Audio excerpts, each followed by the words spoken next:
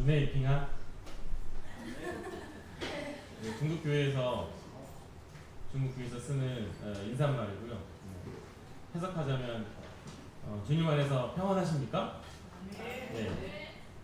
저희 주일 아침마다 대학생들끼리 이렇게 예배를 드릴 때 사회자가 항상 입을 딱 열었을 때 첫 마디가 주네 핑하 하면 모두가 이제 밑에서 청중들이 빙한으로 이제 핑한 발음 비슷하죠? 평안이라는 표현이고요.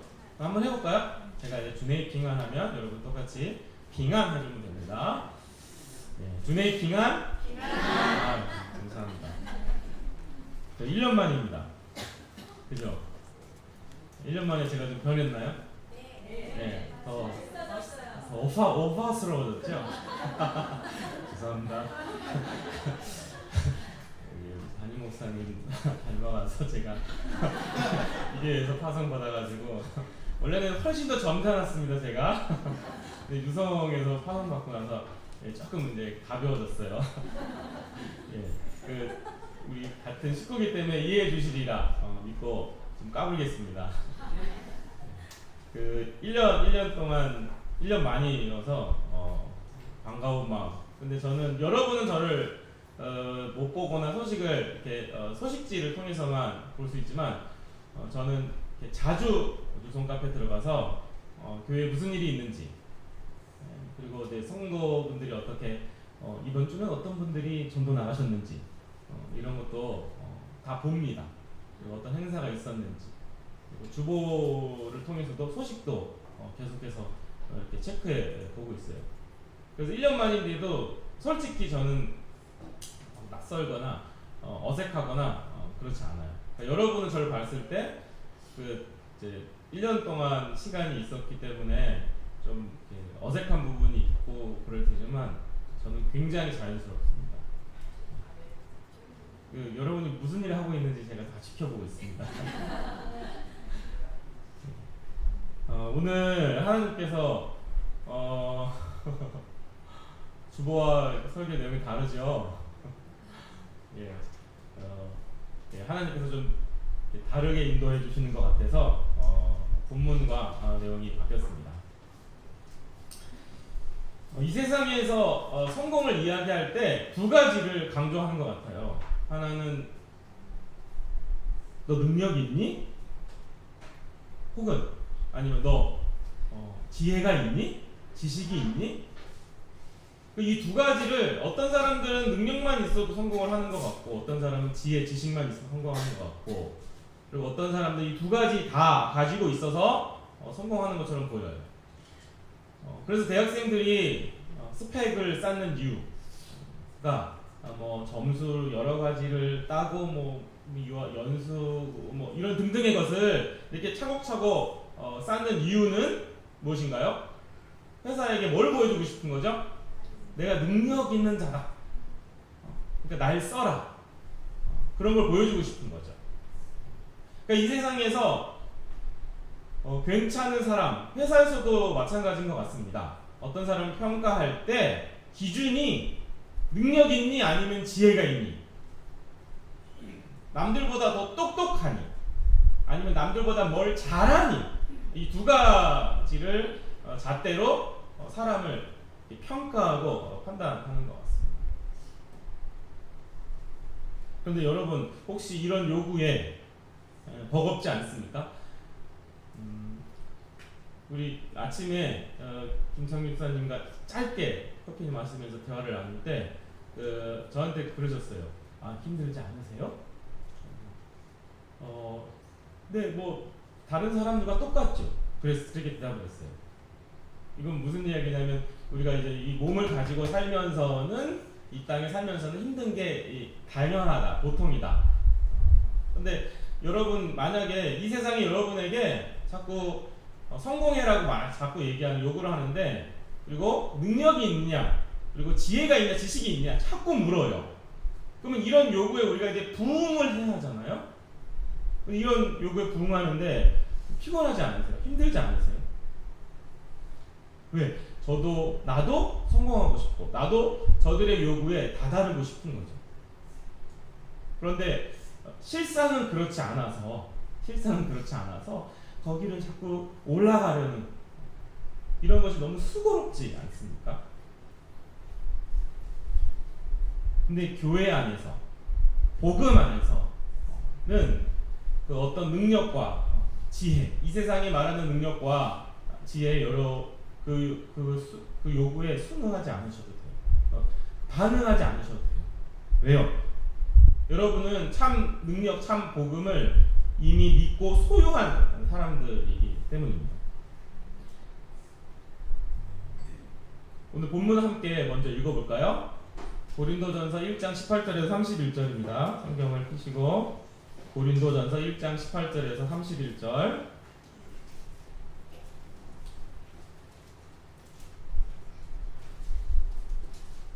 장 18절에 31절 한 목소리로 천천히 함께 읽겠습니다.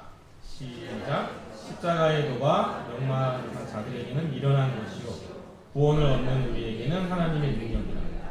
기록된 바 내가 지혜 있는 자들의 지혜를 멸하고 총명한 자들의 총명을 폐하리라 하였으니 지혜 있는 자가 어디 있느냐 선비가 어디 있느뇨 이 세대의 변사가 어디 있느뇨 하나님께서 이 세상의 지혜를 미련케 하신 것이 아니뇨 하나님의 지혜에 있어서는 이 세상이 자기 지혜로 하나님을 알지 못하는 거로 하나님께서 전도에 미련한 것으로 믿는 자들을 구원하시기를 기뻐하셨도다. 유대인은 표적을 구하고 헬라인은 지혜를 찾으나 우리는 십자가에 못 박힌 그리스도를 전하니 유대인에게는 거리끼는 것이요 이방인에게는 미련한 것이로되 오직 부르심을 입은 자들에게는 유대인이나 헬라인이나 하나님의 능력이요 하나님의 지혜니라. 하나님의 어리석음이 사람보다 지혜롭고 하나님의 약하심이 사람보다 강하니라. 형제들아 너희를 부르심을 보라. 육체를 따라 지혜 있는 자가 많지 아니하며 능한 자가 많지 아니하며 공부해 좋은 자가 많지 아니하니라.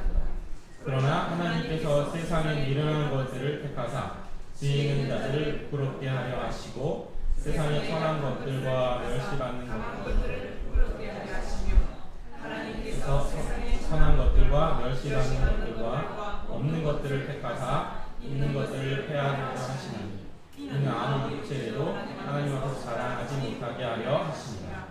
너희는 하나님께로부터 나서 그리스도 예수 안에 있고 예수는 하나님께로서 나와서 우리에게 지혜와 의로움과 거룩함과 구속함이 되셨으니 기록된 바 자랑하는 자는 주 안에서 자랑하라 함과 같게 하느니라. 아멘. 당시의 유대인들은 사도 바울이 고린도 지역 교인들에게 편지를 쓰는 이때 유대인들은 기적을 추구했습니다. 이들의 하나님은 구약의 하나님이죠. 구약의 하나님은 어떤 하나님이십니까? 힘이 쓰신 하나님이세요. 이렇게 자고 일어났더니 히스기야가 아무것도 한 것이 없음에도 불구하고 자고 일어났더니 그 적들이 다 죽어 있어요. 그러니까 하나님의 어떤 기적, 하나님의 능력, 이것이 유대인들을 하나님을 생각할 때 탁 떠오르는 이미지였습니다. 그래서 신약 시대에 왔음에도 불구하고 그들이 하나님에 대한 이해는 여기에 머물러 있어요. 능력, 그러니까 전능함이었습니다. 그래서 하나님은 능력 있는 신이기 때문에 유대인들이 생각하는 능력은 예수님이 아니었어요. 왜요? 예수님은 갈릴리 나사렛에서 자란 이 쉽게 얘기하면 지금 이쪽 어떤 지방의 어떤 사투리 쓰는 이게 제가 지방 사람들 어떻게 이렇게 무시하거나 그런 의미는 아닙니다. 저 지방에서 촌 구석에서 농사를 짓든 아니면 목수질을 하던 어떤 볼품없는 젊은 이가 예수님이었거든요. 유대인들이 볼 때. 예루살렘에 있는 유대인들을 볼 땐 그랬습니다. 근데 그 젊은이가 하는 가르침 그런 것이 그리고 또 그 젊은이의 일생을 볼 때에 능력이 있어 보이지 않았어요. 아니에요. 아주 이렇게 잠깐의 순간에는 예수님이 하신 여러 기적이 있어서 유대인들이 우리가 기다리던 메시아 아닌가? 라는 생각이 들 정도로 예수님이 멋져 보였어요. 사복음서를 읽어보면 예수님이 엄청난 기적을 베푸시는 것들이 나오잖아요. 그것이 다 기록되지 않은 내용이거든요. 그보다 훨씬 더 많은 기적을 베푸셨어요. 그런데 예수님의 끝이 유대인들이 원했던 그 끝이 아니었어요. 유대인들이 원하던 능력은 어떤 것이었냐면요, 로마의 압제를 받고 있었기 때문에 막 예수님의 막 후광이 비치면서 그 어벤져스에서 나오는 어벤져스 최고로 센 누군가처럼 막 공중에 붕 떠가지고 막 눈에서 뭐가 뿅뿅 나가면서 그 로마 사람들을 이렇게 한 번에 쫙 멸하는 그것을 기대했어요. 근데 결국 어떻게 됩니까? 예수님의 끝은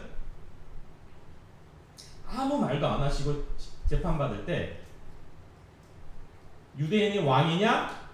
그런 거에서만 맞다. 난 유대인이 왕이다. 이거 외에는 어떤 변명도 안 하시고 그냥 십자가에 달려서 돌아가셨어요.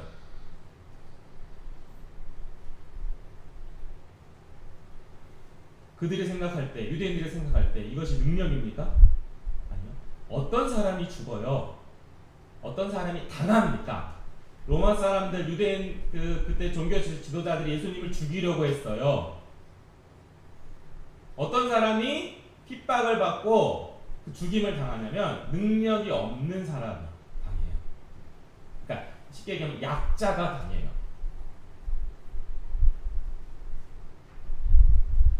그래서 그들이 정리했어요. 예수님은 능력이 아니다. 십자가는 능력이 아니다.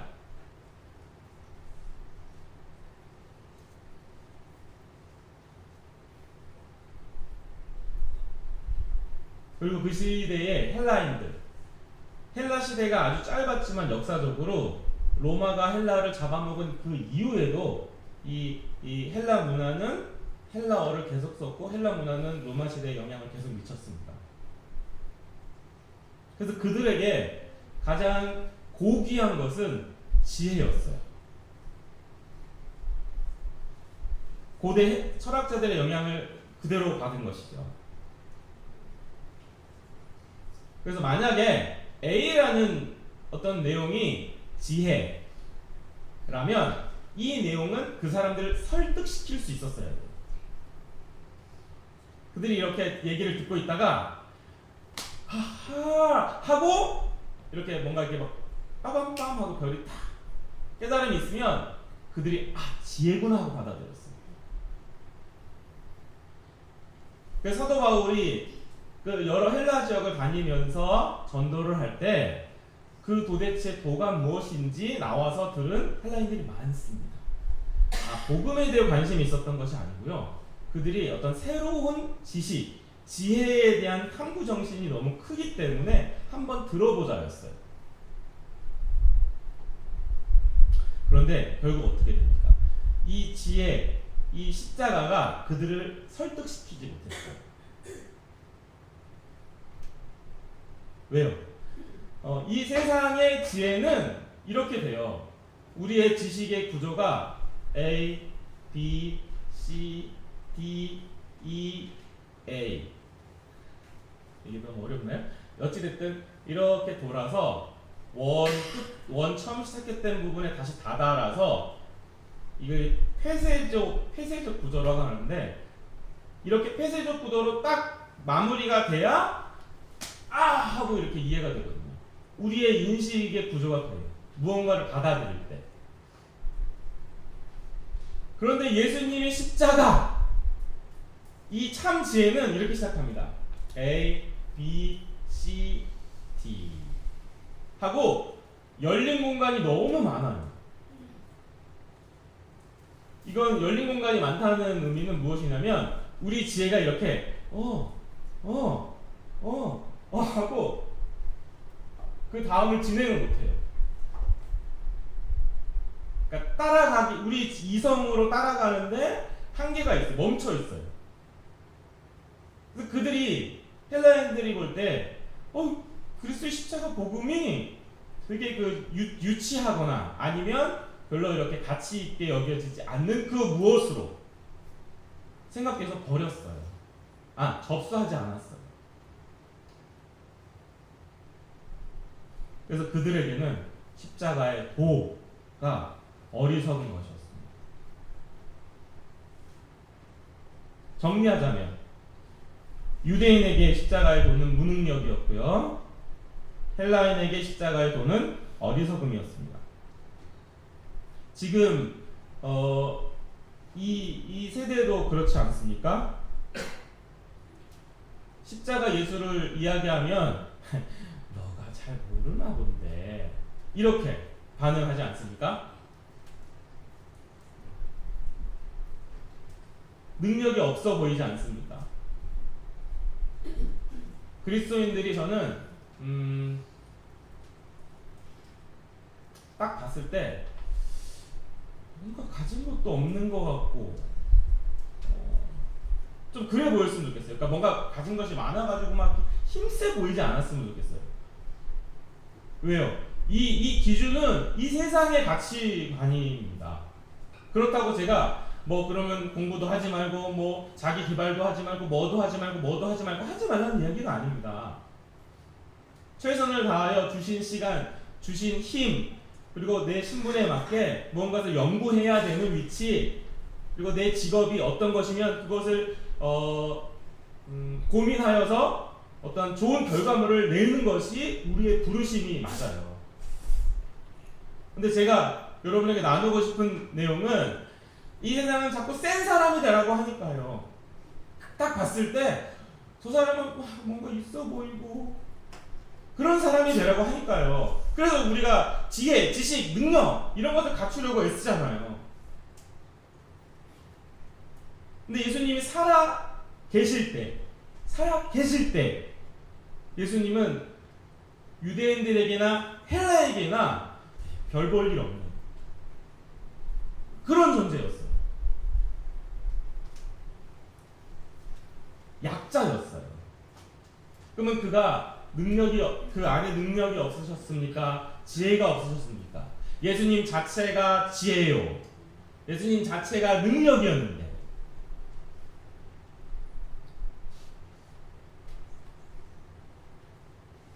저는 그리스도인들이 좀 바보처럼 보였으면 좋겠어요. 그리고 바보처럼 살았으면 좋겠어요.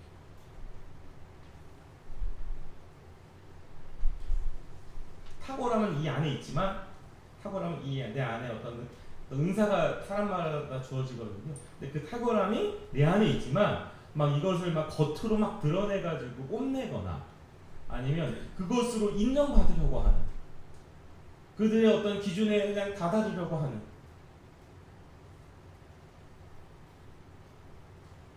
왜요? 우리가 믿고 누리고 있는 이 십자가 예수 그리스도는 이 세상이 볼 때에 무능력이요 어리석음이기 때문입니다. 근데 정말 십자가가 무능력입니까? 십자가가 정말 어리석음일까요?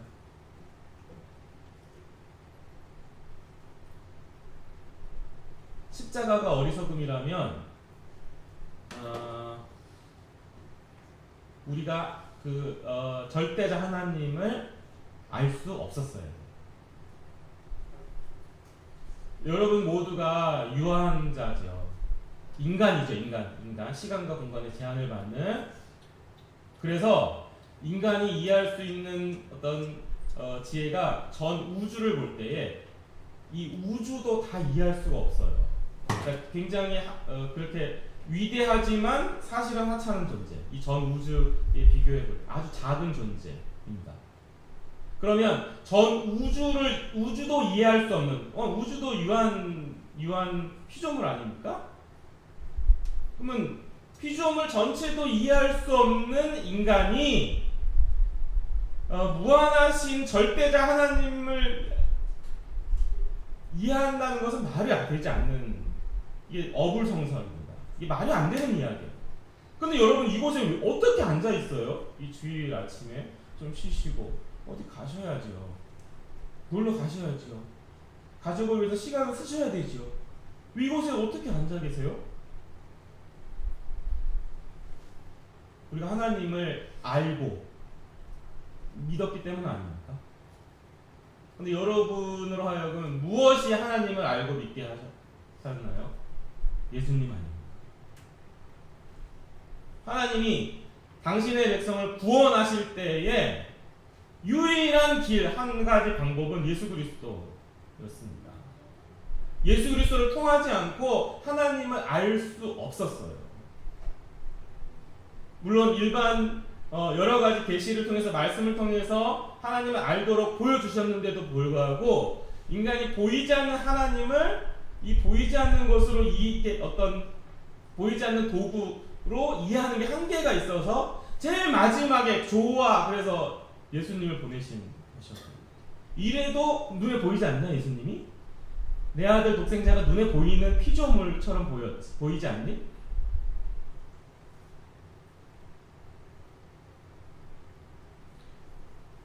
너무 철학적인 표현 같은데 죄송합니다. 저는 철학 문과가 아니고 이공대를 나왔어요. 컴퓨터를 전공했습니다. 근데 하나님을 이해할 때 저는 이런 표현이 너무나 좋았어요. 최고의 선, 지고선이라고 하는 하나님을 이해하려고 할 때, 깨달으려고 할 때, 이 세상이 어리석다라고 하는 복음 외엔, 예수님 외에는 통로가 없다는 사실. 그럼 우리는 이미 예수님을 알고 예수님을 통하여 하나님을 알았다라면 사실 우리는 이미 참 지혜를 가지고 있는 거죠. 이것은 철학자들도 풀지 못했던 문제예요. 철학자들이 지고선이라고 하는 이것을 해결하고 싶었어요. 알고 싶었어요. 그래서 사고했죠. 계속. 근데 결국은 인간의 유한성 때문에 그들이 원했던 결국은 깨닫지 못해요. 모든 철학자들이 다 그러고 생을 마감했어요. 이것은 우리들에게 보여주는 바가 크지 않습니까? 인간은 사실상 참 지혜를 소유할 수 없다. 알 수 없다. 깨달을 수 없다. 실패할 수밖에 없다. 그런데 지금 여러분은 이미 이 지혜를 소유하는 자로 아주 신비로운 신앙 가운데 들어있는 거예요. 믿음 가운데서 저희들이 서 있는 거예요.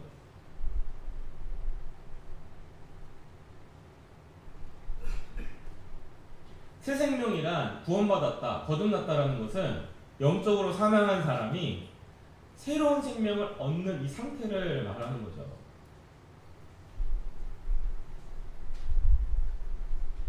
그러면 이 죽은 자가 살아나는 것, 이것이 참 능력이 아닙니까?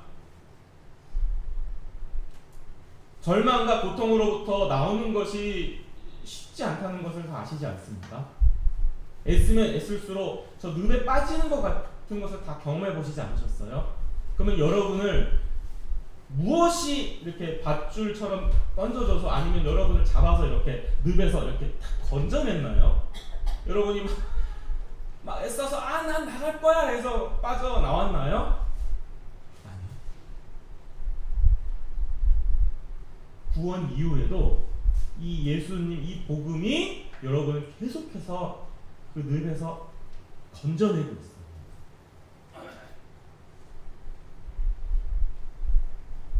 전에는 이미 의미 없는 인생이었습니다. 근데 지금은 의미 있는 삶을 조금씩 살아내고 있지 않으신가요?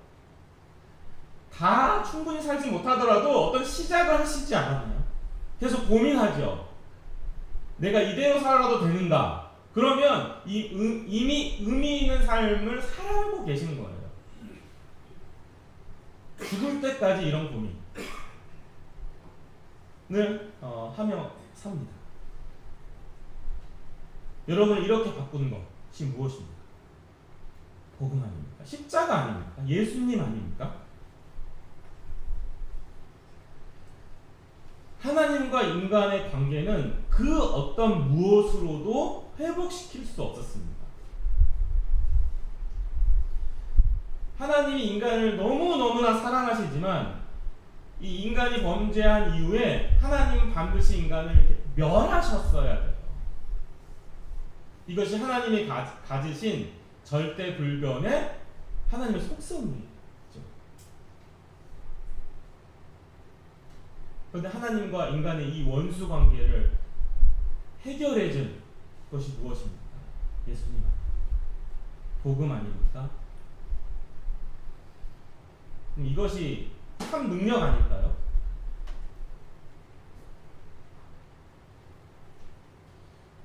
물론 이 참 지혜, 참 능력은 이 땅에서 나그네로 살아가는 우리들을 반드시 성공시켜 주지는 않습니다. 반드시 성공하는 것은 아닙니다. 그러면 제가 그럼 실패자로 살아라, 그런 의미가 아니죠.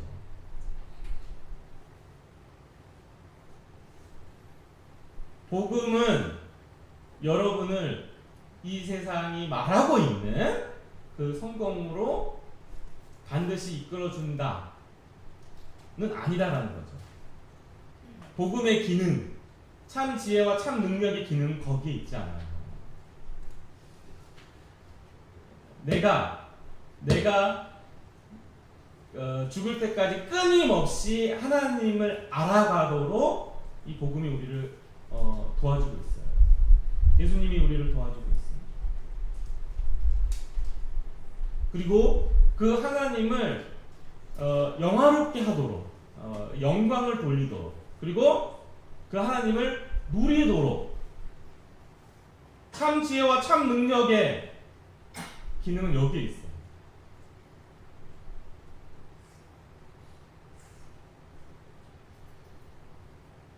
제가 이번 학기 학생 사역을 하면서 지역을 옮겨서 지난 학기부터 가을 학기부터 두 학기째 이제 개척을 하고 있습니다.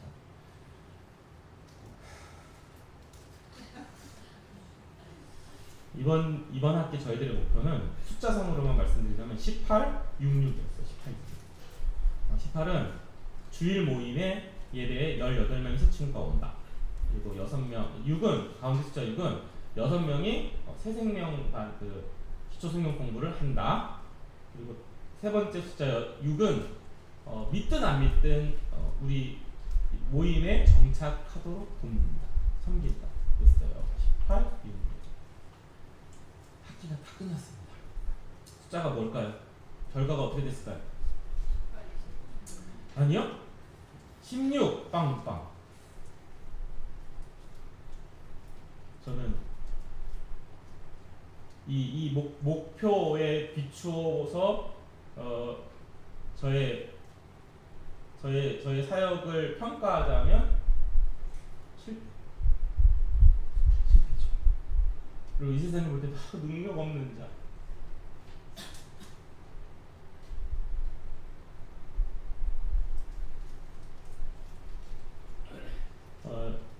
이 전도에 미련한 것을 저와 우리 동역자들 1년 동안 휴학을 하고 단기 학생 선교사로 온 한국 학생들, 그리고 중국 리더, 그 다음에 중국 사역자, 풀타임 사역자들이 매주 나가서 새로운 사람을 사귀고 초청을 합니다. 그런데 그들이 볼 때에 이 복음이 능력이 없는 것, 그리고 지혜가 없는 것처럼 들립니다. 그래서 점점 더 상해에서는 이 복음을 거부하는 이 힘이 점점 커지고 있어요. 제가 그 18, 66 중에 16의 그 주일 모임에 거쳐간 친구들이거든요. 주일 모임에. 그러면 예전과 비교해 볼 때에 거의 비슷하게 열심히 나가서 사람을 사귀고 모임을 초청한 거예요. 근데 그 다음부터는 이 친구들이 예배를 참석하고 복음의 성경 공부의 권면을 듣고 하는데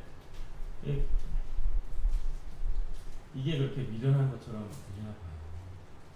자기들이 대학을 졸업하고 이 상해라는 곳에서 성공하고 싶은데 자기네들이 얻고 싶은 능력과 지혜가 아닌 것처럼 보여요. 사실은 아니죠. 그래서 많은 친구들이 다 거쳐갔어요.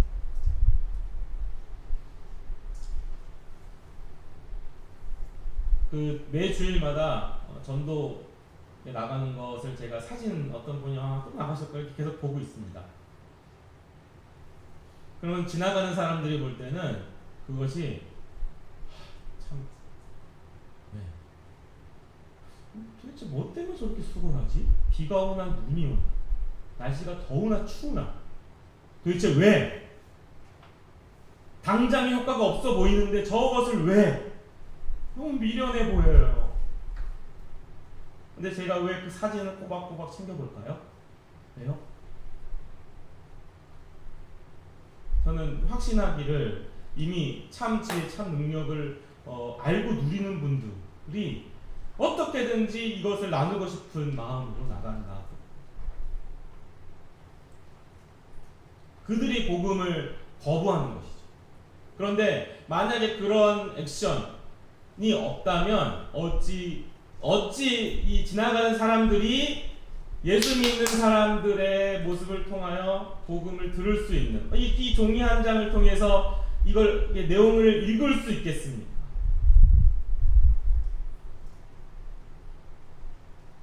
상위에서도 복음을 몇 번 들으면 이 친구들이 이제 믿게 되나 이런 것을 평균적으로 이제 다른 학생단체 사람들과 이런 얘기를 할 때 한 판을 믿고 복음을 받아들이는 사람은 극히 점점 더 드물어지고 있습니다. 한 번 딱 들었을 때 평균적으로 5회, 7회 믿은 사람들 중에서입니다.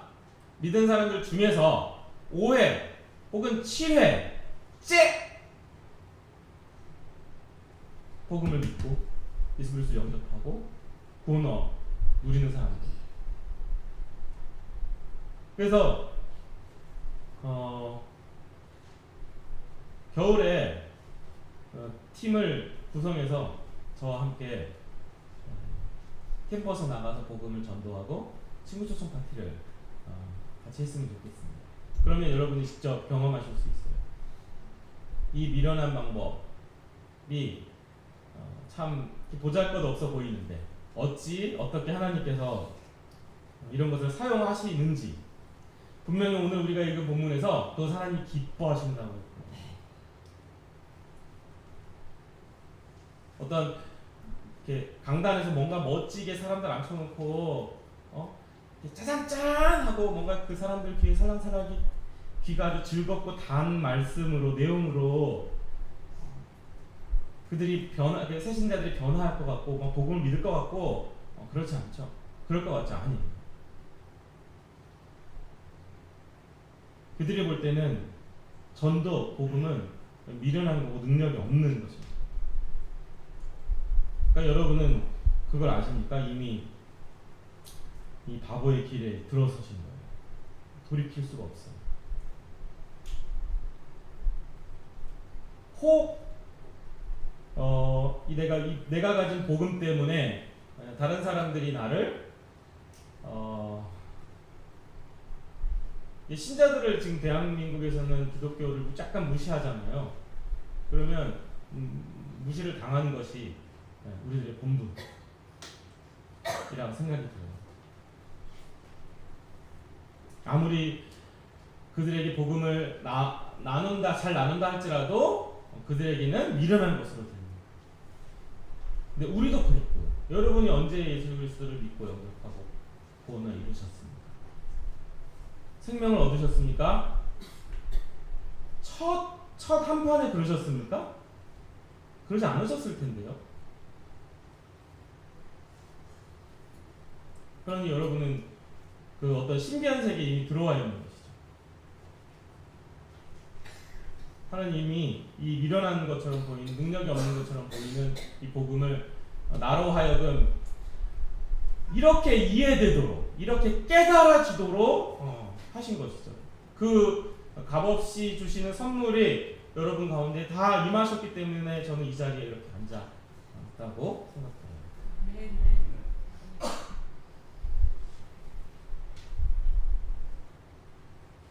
다른 사람들에게 이 세상 여러 가지로 자랑을 내보이려고 할 때 무엇으로 사람들에게 자랑합니까? 내 손 안에 있는 것 중에 가장 좋은 것으로 자랑하죠.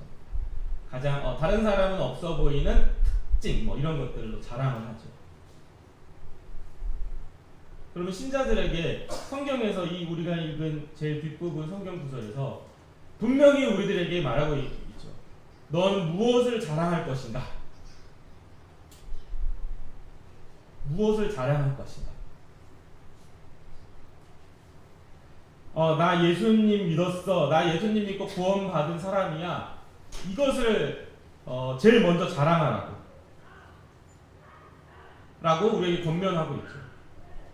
이것은 권면이 아니고 사실이기 때문이에요. 가장 귀한 것을 자랑하는 것이 마땅한 것이기 때문에 그러면 내가 생각할 때에 내가 가진 것 중에 가장 귀한 것이 무엇인가 이렇게 나열해 보세요. 그런 다음에 거기다가 숫자를 이렇게 매겨 보세요.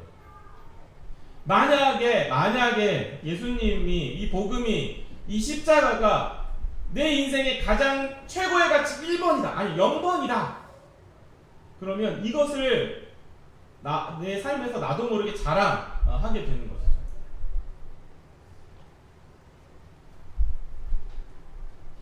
우리 아람이 아이리에게 자주 하는 얘기 중에 하나가 아빠는 너희들이 공부를 잘하는 것이 제일 기쁘지 않아. 나 너희들이 말씀을 이렇게 율동으로도 외우고 그러거든요. 아마 그 말씀을 외우는 거, 그리고 하나님께 예배를 잘 드리는 거. 아빠는 너희들이 그런 것을 볼 때 가장 기뻐, 제일 기뻐. 하나님을 아는 것이 제일 중요한 거야. 듣든 못 듣든 저희 아직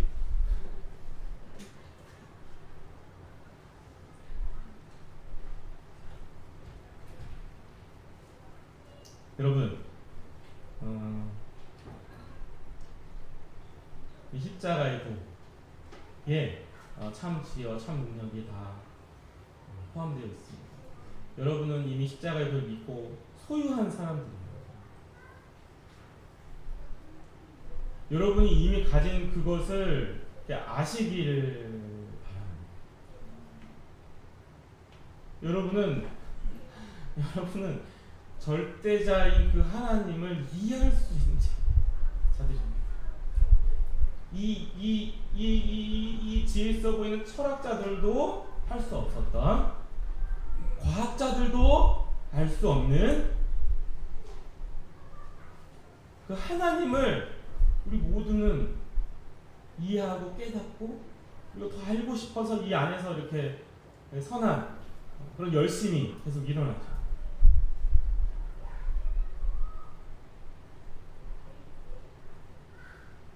그런 능력을, 지혜를 다 이미 소유하신 분들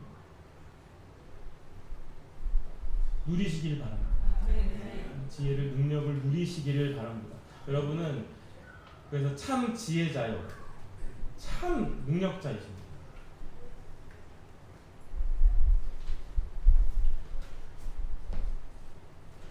함께 우리